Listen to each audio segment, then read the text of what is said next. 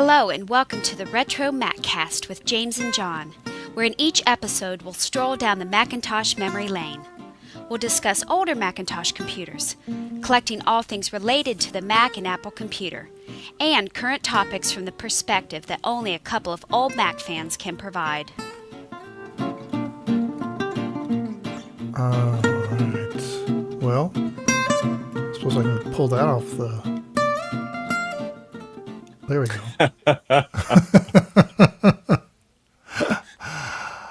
I was just looking at the comments. I see the good day. Do they Matthew? do they say good evening? Is that good evening?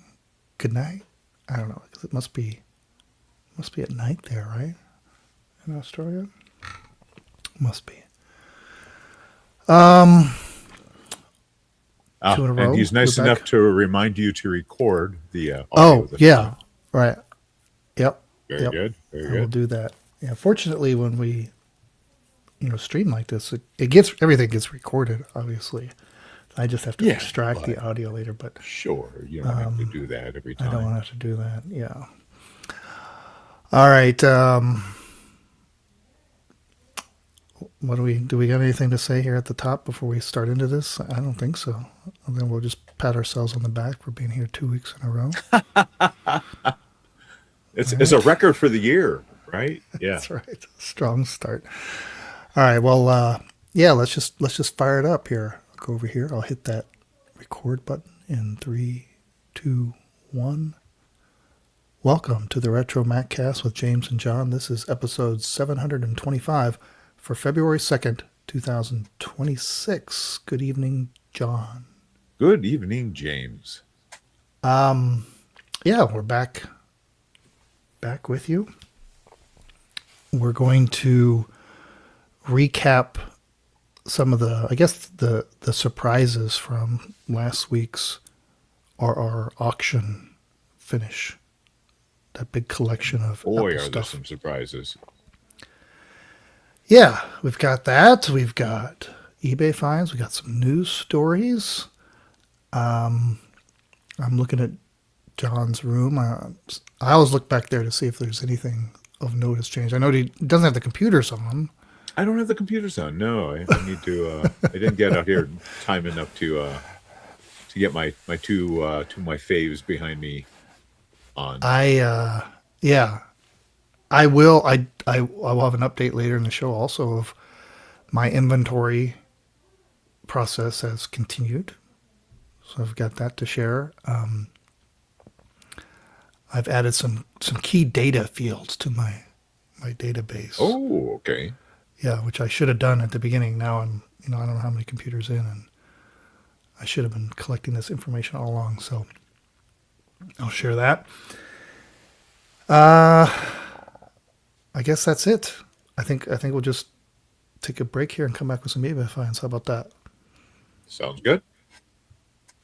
All right. We got Sweden checking in. Close.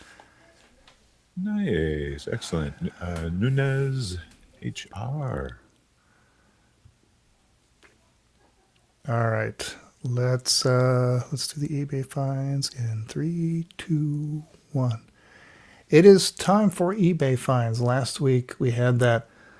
Oh, it was like a press kit for Apple computer racing. This would be, gosh, were they dated? I think these were dated. Was it early 80s? It says 1980-ish. So how much did you end up bidding for it? That's what. Oh my goodness. I did not bid it, and I kind of forgot about it. And I didn't make an offer either. They wanted $750, their best offer. It did not get sold. It has been relisted, but the starting price is now like $650 if I remember correctly. Still way beyond what I'd be willing to pay. I guess I should, right, make an offer. I just got to think more about how badly I want this. It would look so nice next to your It cars. would.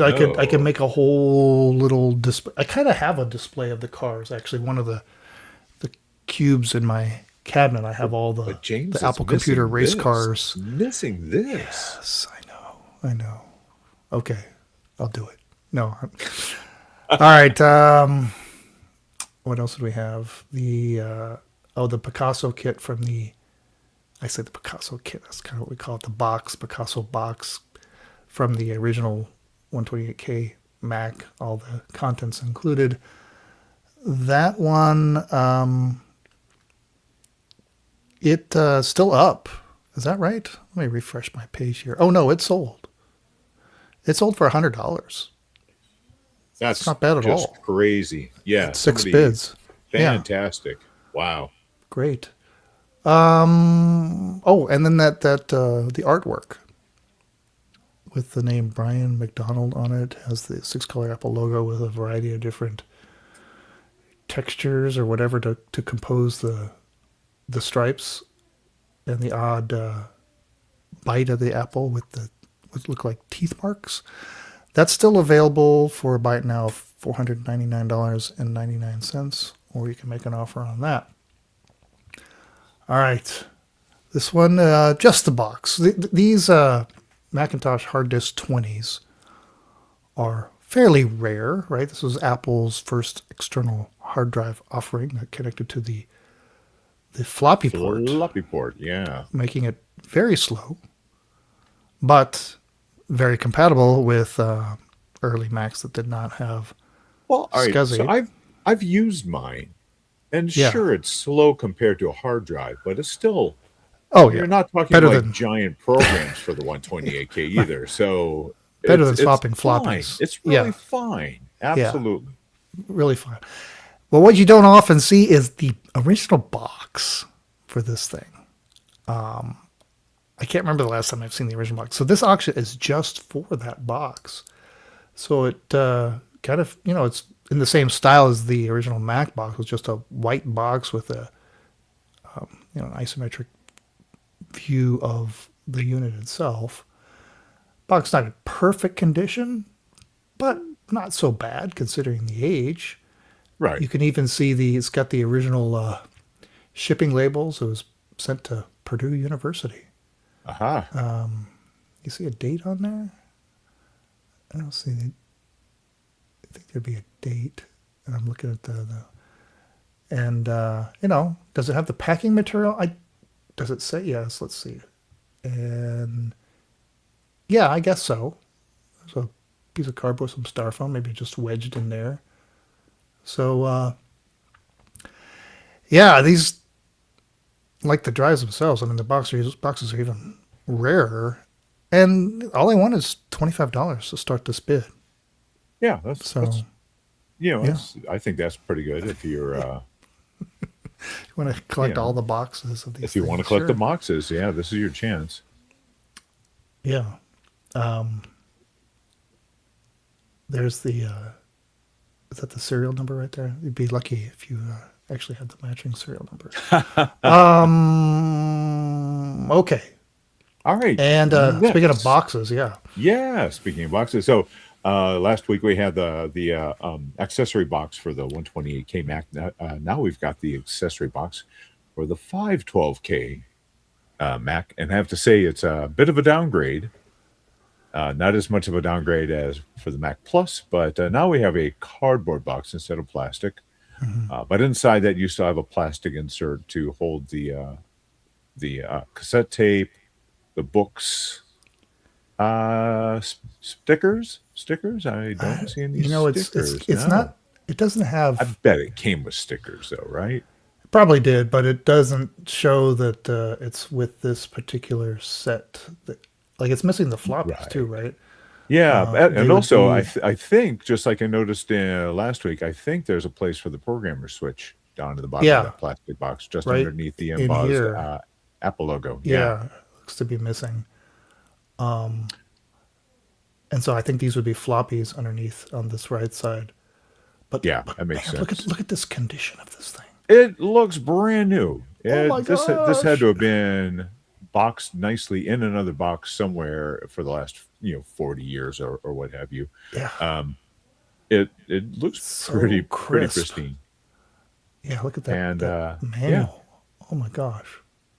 This has a buy it now of $89, so not bad. There's no make an offer. It is just $89. This is coming out of Rock Hall, Maryland, and they're not asking like anything extra for shipping. Really, like to us, it would be about $7. So, yeah, Yeah, I have some of the later boxes that came with the plus, and I've got a handful of the early ones, the plastic ones, but none of these ones in the middle. Like yeah, I wasn't even really too aware of when they stopped. I guess they only did the plastic Picasso boxes, with the original Mac, and then here's a 512K enhanced. So I'm guessing all the 512s they started using these cardboard boxes. But that's certainly a nice example of one. All right, and finally, gosh, I feel like we've seen these before with the box, but not that often. The title says never used Apple Macintosh M0200 carrying case bag with original box hang tag. Boy, this is nice. So back to the original 128K Mac, there was a traveling bag for it that Apple put out, officially licensed with the patch and the hang tag and everything. And you'll see them. They're fairly common for sale. yeah, yeah. About $100-ish or so dollars. It's harder to find one in really excellent condition because, those are get used, got kind of beat up. Yeah, like that embroidered patch for some reason seems to Gets frayed very easily. Right. Yeah, this thing right here. But almost never, like, I can only think of maybe once before have we seen the box that this thing came in. And I've never seen a bag like this pristine, too. The little feet, the inside, and even the box is just in incredible shape, right? Yeah. So did this come with the original Mac by default? I mean, did it, or No. was it a separate No, order? you had to buy it. Yeah, Okay. yeah. But the box with the Picasso style representation of the bag is just so sharp. Yeah, I don't think you'll find a finer example of the way this came original. And the seller thinks so too, and they've priced this at a premium of $2,499. There is a make an offer. So I guess the closest I'm going to get to having this is just these pictures here. Nice. I mean, I've got some of the bags that are in good condition, but not like this. Usually what you see with the bags is they'll get, like, the paint on this metal hardware will all get chipped up. And then going back, you were talking about the patch. Here's a zoom in. Even this, yeah, it's pretty good, but you can see it wasn't very tightly embroidered in the beginning. So if this rubbed up against anything, you start seeing fraying on this. But I mean, this looks like it's probably original. Like, it didn't get messed up at all. Really, really nice. Well, we'll see if that's around next week. Okay. Very good. Plus has one of the original box. HD20s as well. Yeah. Yeah, loud, right. It is loud. Yeah. Yeah, and you wanna start it up about a minute or two before you actually turn the Mac on. All right. Let's get to the RR auctions. Okay, let's go in 3, 2, 1. Okay, last week we talked a bit about the RR auctions. Pretty large, well over 100 items associated with Apple and Steve Jobs specific things. Many of them seem like a private collection. Well, the auctions ended since our last episode, and there were quite a few surprises in terms of things that went for sale. And so what I thought I'd do is I take the items that sold for more, way more than it was estimated, right? The largest of the ratio of, final price over estimated price. And we'll give you the top 10, okay? And so you can think to yourself, like, I'll give you the estimate and you can take a guess as to what did it sell for if you didn't already look at these things. So surprisingly, in the top 10, you're going to see a lot of posters, weirdly. And this first one, so this isn't among the top of the. There was a lot of stuff that went for a lot of money, but this didn't necessarily go for a lot of money. But it went way more than what they estimated. They estimated that this 23 poster set of the Educator Series collection of the Think Different campaign. So this included, famous imagery of Picasso, Amelia Earhart, Jim Henson, Miles Davis, John and Yoko Ono, John Lennon, Gandhi, whatever. A full set of 23. I assume they're all in excellent condition. They estimated this would go for at least $500. Actually, I guess there are multiples of them. Oh, well, all right.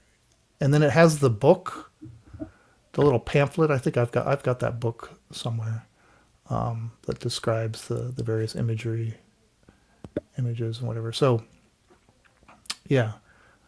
So 23 posters in the book, $500. This one sold for 20 times more than the valuation for $9,983.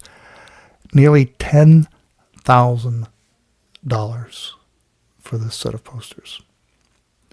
All right. And we're just getting started. Okay. 20 times. All right. Next. Look at this. This is a box of components and electronic parts that were stored in a box and personally owned by Steve Jobs, addressed to the house, the famous Apple garage where Steve Jobs lived and where Apple Computer was born. I see that heat sink that comes off of Apple One sitting on there. Yeah, so there's some probably valuable parts in here that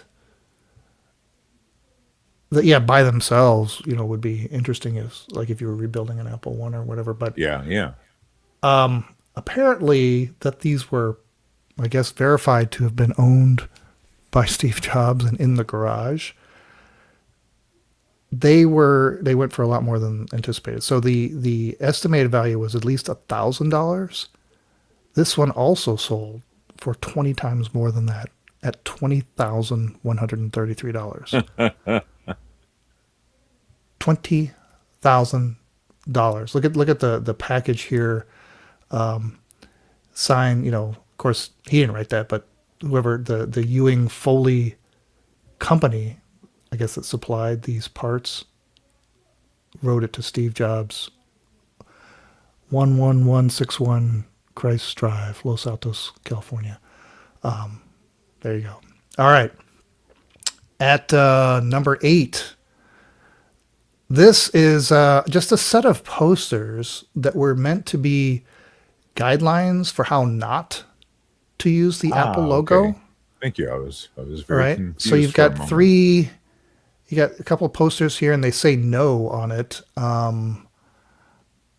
don't even know why they. Well, I guess that's just the cover. Just a green. Is that the cover of the pamphlet? I see. They're different. Yeah, there's different examples of how the logo should not be used. Yeah. And if you and I really knew our stuff, we would know exactly why these aren't correct. Like, for example, this one, why that one's not correct? Well, because it's still Mater Tectura, I'm assuming. Maybe because it's old. Because, they had... Right. I think it's because it doesn't have computer afterwards. I've never seen the Apple logo with just Apple. I think it's simply because it's still Mater Tectura. I think... it could be that, too. I don't know. Hello? And like this one right here shows the apple in the clouds. You would never obscure the apple, right? I don't know why some of these are wrong. What's wrong with this one right here? You see something wrong with that one? I can't tell. Anyway, so these posters, and here's another one. I could have sworn we've seen these on eBay. Yeah, yeah, but the fact, yeah, it's got to be because it's from Steve Jobs' collection Yeah. is the big thing. But because we have, Well, the valuation they estimated this would sell for $100. It sold for 24 times more than that at $2,440. Yeah. nice. All right. At number 7, a business card from Stephen P. Jobs, chairman and CEO of Pixar, where he would go and come up and sort of invent the whole digital movie thing, computer animation, everything. That business card, it was estimated to sell for $2,500 or more. It sold for 27 times more at $67,256. It's not even signed by him or anything. $67,000 for a business card. I bet there's a lot of people in the valley like looking through Digging old through drawers. boxes, It's like, right? yeah, Yes. must have- All right. What's next? Oh, Oh, the Think see poster. this, yes. Yeah, the Think poster, and the 6-color Apple logo. It says it was Steve Jobs' personally owned copy of the Think poster. Here's a picture of that famous garage with is that a Ranchero in the garage? And if you zoom in, you Looks like can Ranchero. see, or maybe you can't. I don't know, I see some posters. Do you see the Think I don't see the Think poster poster, there? no. They say it's in there. But there's that picture of him with one of those out in the cubicle behind you. Yeah. This one was valued to be $1,000. It sold for 36 times that at $36,188. That's absolutely insane, especially if Yes. this is the picture here where I'm supposed to buy your story that it hung in the garage. Because Does it come with the Ranchero? I guess is the yeah, the maybe big question. maybe Does it it's come with the car? maybe it's in the bed of the Ranchero. Maybe that's it. Okay, that explains everything. It still doesn't. $36,000. Somebody would correct me. Is that a Ranchero or is that a El Camino?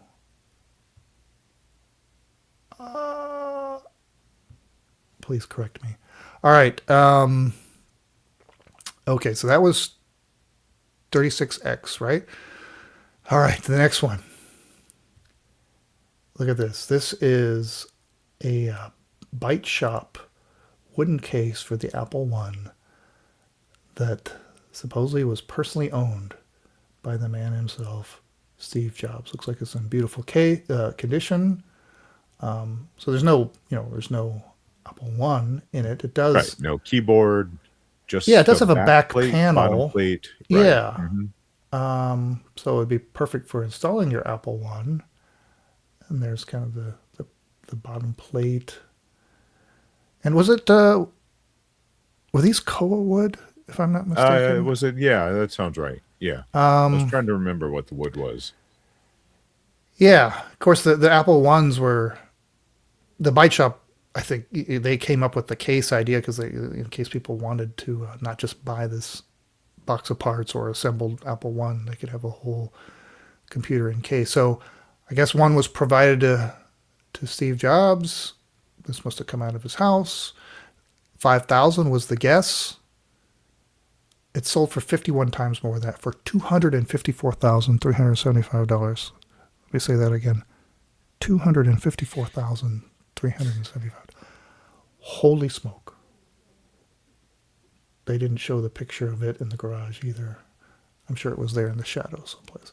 All right. Oh, how about this? Yeah, we mentioned these particularly last week. The really interesting bow tie collection. Yeah, from Steve Jobs' boyhood bedroom closet. How many ties are these? Are the same in this picture and this picture? Yeah. So we've got 12 bow ties. All different. Yeah. They estimated $2,000 for this set. It went for 57 times more, at $113,580. 113. And do what with, right? You Other put them than in a say, glass look, case, and these were Steve Jobs bow ties. yeah, boy, that's some kind of money. You get that to throw that Yes, around. yeah. All right, so that was 57X. What's next? We're up to we're in the top three now. Back to the posters. Now, this poster I think we did see. Now, was Yes. it the same poster? There's actually two there, and both of these. Oh, there's the balloon one. See the balloon one? Ah, So the one here on the left and the one here on the right. I think we're talking now about the one on the left. yes. And this is the six color Apple logo. It just says personal computers, Apple. Cool poster. I have a few of them myself. I can't claim that it hung in the garage. Maybe I should, because this one was valued at $1,000, but it sold for $76,468. $76,000.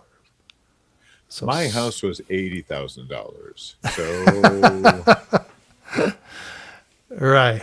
That's bonkers at this point. It's not signed or anything. I mean, it's just it's kind of a, you put this in, frame it and stick it in your house, and you tell everybody, hey, this hung in the garage, and they're like, yeah, right. Okay, well, next one.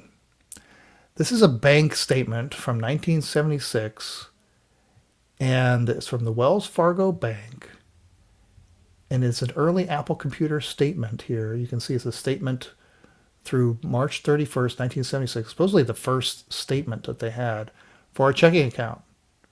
And it's got some deposits, and shows their balance. They got a healthy balance of $142.55. So they're not lighting the world on fire right away. Let's see, what else can we see here? No, just an old statement. Says Apple Computer Company. Doesn't say Jobs or was or anything like that on there. Just a statement stuck in a drawer, whatever. Looks like there's a page 2. Or no, that's the same. It does show the where it was mailed to, and that's the same house, right? So it was right. the account held at the garage. This one was estimated to sell for $10,000. Wow. It sold for 83 times that at like 82,000. Actually, I got my numbers wrong here. What is it? 82. Oh, what did I say?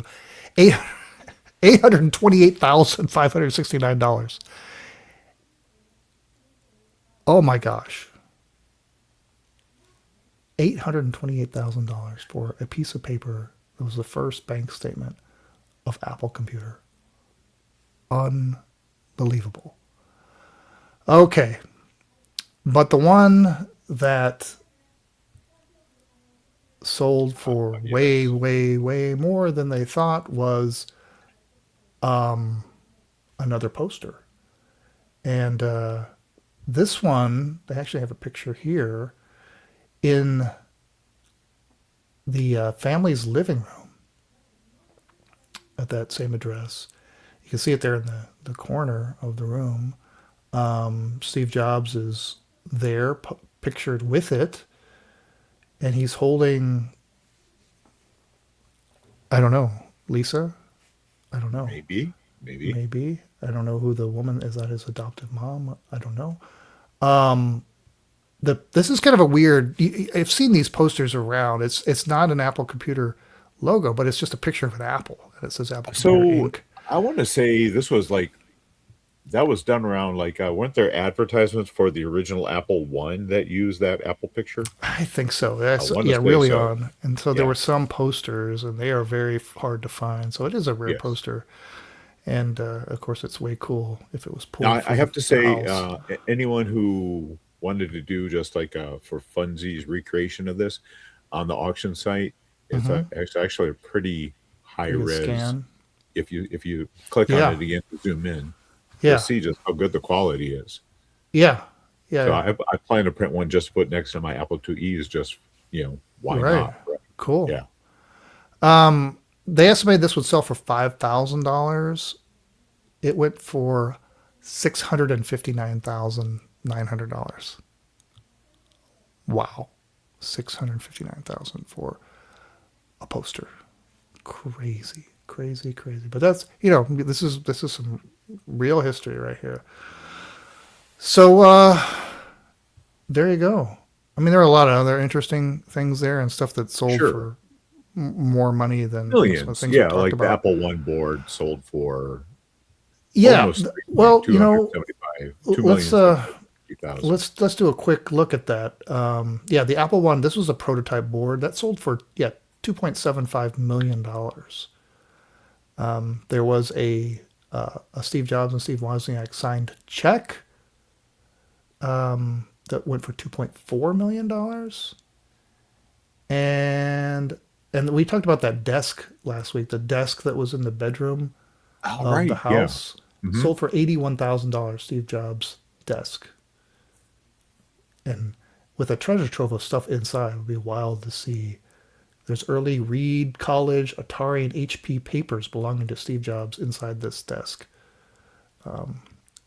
There's a picture of the desk in the house with But then his Mac. there were some really good deals in here too, like the Apple Macintosh Portal backlit model, Yeah, $1,251. That's yeah. There was a lot of the hardware stuff went for reasonable money and close very to the reasonable. estimates. Yeah. Yeah. Anyway,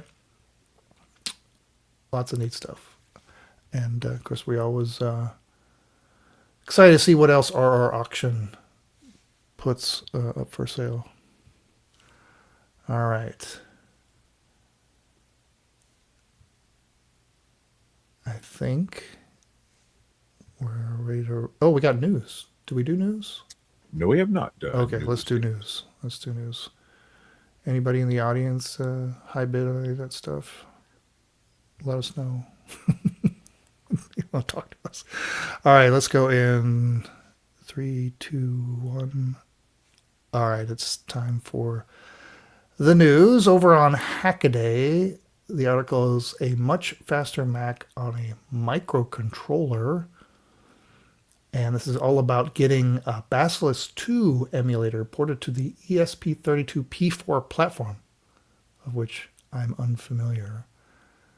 But apparently this is possible. It is, while usable, it is, it does struggle a bit. They say it could get up to 15 frames per second refresh, which is good for productivity apps. But, if you want to run a later Mac OS, because that's what, 7, OS 8, do you run 9 on Basilisk? Maybe? Probably. Anyway, but if you want to do it in a small form factor, this is the way to go. And so there's all the details on the GitHub page. There's probably, here's some screenshots right here of it running flying toasters and booting up. And I wonder what it's. Now, the last time I checked, one of the Yeah. drawbacks to doing these were sound. I don't know if they got that figured out or not. We covered the Mac Plus one running on a microcontroller not that long ago, and I believe that was one of the Right. bad things was still no sound. Yeah, it runs 7.1 through 8.1 of the supported operating systems. I was just scrolling down here if it says anything that I can see on sound. I don't see any comments on that, but yeah, cool little project there. And the other thing kind of relates back to the auctions. Because one of the auctions was the hand annotated Atari horoscope program report and memo from Steve Jobs. So when he worked at Atari. There's some documentation there about that and this particular program called Horoscope. Well, this is documented over on adafruit.com. They decided that they could actually code that because they got the code for it and then ran it on, I think, an Apple One. What kind of emulator did they run it? It was the JavaScript one, the Apple II emulator. Oh, Apple II. JavaScript. Yeah. Yeah. AstroChart, the all-one farm design, August 1975. Anyway, so they've got the full instructions here on how to do it. Interesting. There you go. Wow. And actually, I'll pull it up. What did that sold? That sold for $8,868. The actual the documentation that inspired. So the did they get it, or were there enough of the pages here with the notes that they just? I think there were enough pages. Maybe there's some. It looks like there was, or maybe they found it someplace else. But it looks like there's enough pages in there. They might have it all in there. There's the equations in any way. Okay. Or maybe they implemented the equations. I don't know. But yeah, kind of interesting. Cool. Wow. Lots of people have a lot more time than I do. Way more talent to do this kind of stuff. I'm interested in like what this went to. I mean, was this for like the Atari computers? I wonder. Must have been. 1975 though? What could that have been? I mean, what was Atari doing in 75? They could have used this. I don't know. This says he was working on it, so I don't know that this actually became anything. Right. Yeah. It could have maybe just been a fun internal project. Yeah. Something. I don't know. Yeah. Anyway, but on our auction, they have the whole story of what the documents were, what they were trying to accomplish. And that's kind of it. That's it for the news. All right. And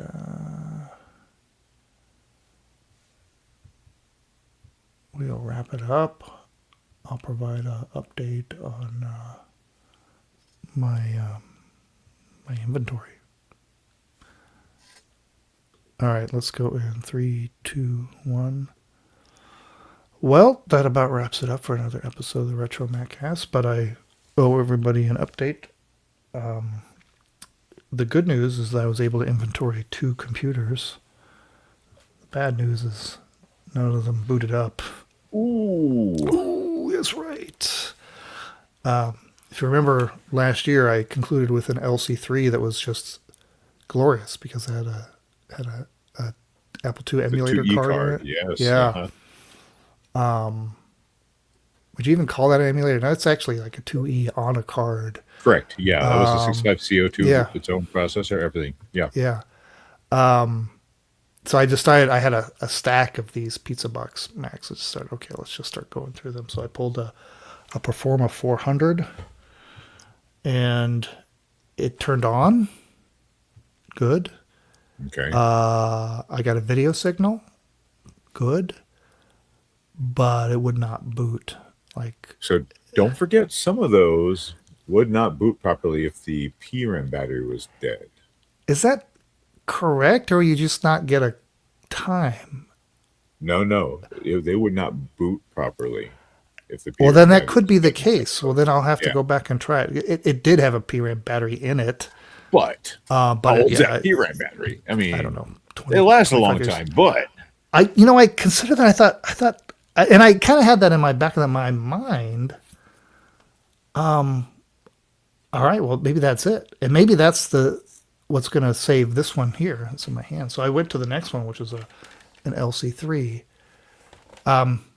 Same thing, but I didn't even get any video on this one. So, all right, well, maybe these are the models that require the PRAM battery. to boot at all. Wow. That makes sense. All right. Well, I said I'd also be inventorying just, the random stuff I have. And one of them happens to have been sold in that RR auction. The rainbow logo latch hook rug kit. Here's a picture of the contents. You have the template. You get the box.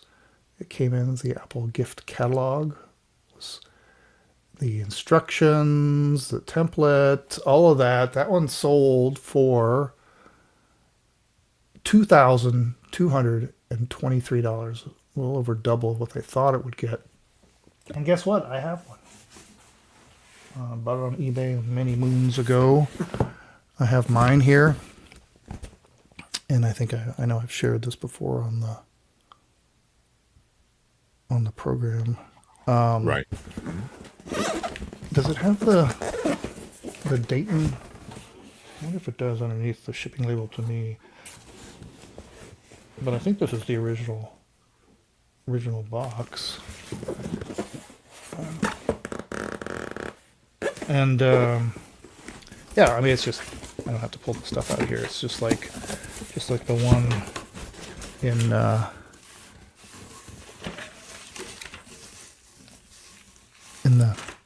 you have the little tools, right? All the little yarn, or what I'm gonna call it. It's all the colors, of course, perfectly matched to the 6 colors of the logo. But yeah, there's mine, and now I can put in my database that this sold this year for over $2,000. So cool. Good thing to keep track of, right? Speaking of databases, going back, I said I had to add more fields because I started pulling computers, and right away I was like, "Is this the one that I already tested? Did I look at this?" Because it's been like a year, right? I've already forgotten where I started. Yeah. And I should be putting like labels on them. Yes. Last checked. Absolutely. Well, but I hate putting labels on anything that just look. I guess I could put them on the underside. That's what I should do. Oh, I mean, you could get some ones that just a sticky note. Sticky notes would be good. They fall off. Inside. All right. Well, anyway, what I decided to do, which I should do, regardless if I do that sticky note thing or not, I should also, guess what? Write the serial number down, because the serial numbers are easy. And the other thing that's cool, I can put right on the serial number on a lot of these models, it says the date of manufacture, or at least the month, August 1993. So I can put that there. So those are the 2 fields I'm adding: serial number, manufacture date. Look at that. All right. Just takes a couple extra seconds. I'm doing this anyway. So, all right. What about you? Do you got an update on your? Nothing. Okay. Nothing to report. Okay, that's fine. All right. I think that's it. We will be back next week. Did I got that right? Yeah. So far, so good. All right. So far, so good. Right. Thanks, everybody, for joining us on the show. We are here Monday evenings at 7 p.m. Central on YouTube. And we'll endeavor to be back at the same time next week. Until then, remember, it's not old. It's retro. All right. CMD Big Mike, Mac Tracker. Yes, Mac Tracker, I guess I did once look at Mac Tracker as a way of keeping a database of my collection. I didn't realize it had you can thing for making notes. You can use it as a checklist. I don't know that how customizable it is. I think maybe you can just let me here. Let's do this. Let's share. Let's take a look at it right now. Great. Let's share screen. Let's look at Mac Tracker. Because I'm adding all these extra fields and things, right? I mean, I don't know how customizable it is. So let's look at, we got to go. Let's take a look at, we were just talking about my LC3, right? So if you open the LC3, there it is. And apparently there's a plus button here. Oh, smart categories. All right. Now I'm already right click, add to my models. Here we go. Boom. And then, you can name it. Now this screen isn't showing up. I'll just put now when you go into current test. models, is that where that shows up? Or yeah, so if I go to my models, I see. why is it showing iPhone? Oh, my models. There we go. So I just edited this one. Test. And you can put the serial number. You can put a contact. You can put an inventory label, purchase date, coverage end date. Yeah, not a lot more. Oh, there's a notes field. Right. That you can put some general stuff, but including the last time you checked it and what the. It's not bad, but you'd rather have a complete complete control field that you've got. Right. Okay. Because I'm going to want to sort this and sure, maybe make charts or something. I don't know. Who knows? But yeah, I see it as just a basic thing that would work pretty well. It's still a very handy reference to have. Oh yeah, well, I use it as a reference before, but I've never really messed with using it to track of things. Right. This Mac. Oh look, it has the Mac you're using right there. Isn't that cool? Ha. Nice. Okay. All right. Well, thanks again, everybody, for joining us, and we will see you next week.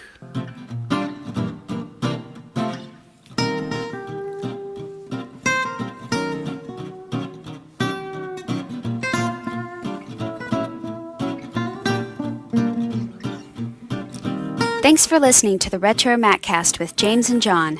Email listener comments and questions to retromaccast@gmail.com or post comments on our website at www.retromaccast.com.